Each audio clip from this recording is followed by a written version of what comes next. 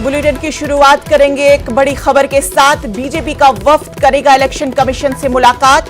मरकजी वज़रा प्रकाश जावड़ेकर, मुख्तार अब्बास नकवी वफ्द में शामिल रहेंगे। बीजेपी के कौमी जनरल सेक्रेटरी भी वफ्द में शामिल रहेंगे। आज शाम 5 बजे इलेक्शन कमीशन से करेंगे मुलाकात।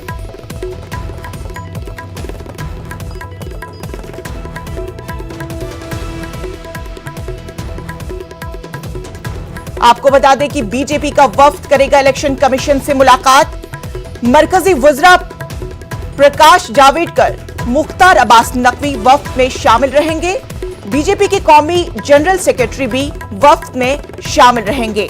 आपको बता दें कि बीजेपी का वफ्द आज शाम 5 बजे इलेक्शन कमीशन से मुलाकात करेंगे।